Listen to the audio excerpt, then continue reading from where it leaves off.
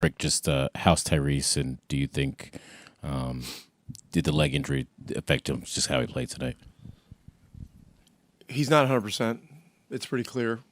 But I don't think he's going to miss the next game. And, we were concerned at halftime, and he insisted on playing. And I thought he made a lot of really good things happen in the second half. But he's not 100%, and there's a lot of guys in this series that aren't.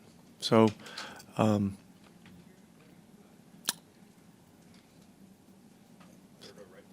Hi, Coach. Leandro Sarhan, ESPN Brazil. Seemed like Jalen Williams attacked the rim a whole lot today, and you guys weren't able to stop him. What can you do differently in Game 6 to try and contain him? get in front of him. Keep him from driving. Communicate better. Have help when necessary. In today's game, the drives to the rim, most of them happen at the point of attack, and we could do better. Nobody's asking about turnovers. We had 23 turnovers for 32 points. I mean, that's the game. So, we gotta do a heck of a lot better there. Second row middle. Dan Devine, Yahoo Sports. Was going to ask, you guys get it down to 2 on that Siakam 3 with about 8.5 minutes to go. Just what turned from there in terms of what happened? They got a second chance opportunity and scored, and then we had an uncharacteristically bad turnover that turned into a dunk, and we called timeout. Came out. I think Miles got fouled. Got it back to 5, but then I don't remember. I just looked at part of that sequence to see what happened. Didn't make enough plays, pretty clearly.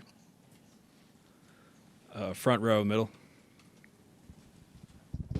Scott Agnes, Fieldhouse Files. Can you take us back to that third quarter? TJ McConnell was such an engine to get things going there and get you back in the game. And what did you like there? And then secondly, did you consider maybe coming back to him earlier there in the fourth quarter? Well, he was great in the third. Put him in earlier than normal. He was very tired. That's why we got him out.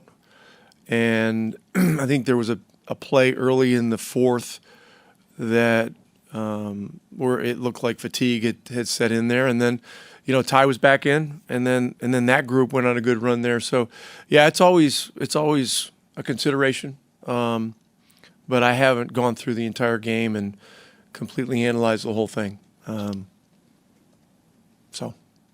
Front row left, Tim. Rick, knowing it's the NBA Finals and guys are going to try to play unless they absolutely can't, what does it say about Ty that he was willing to play 34 tonight, kind of on one leg?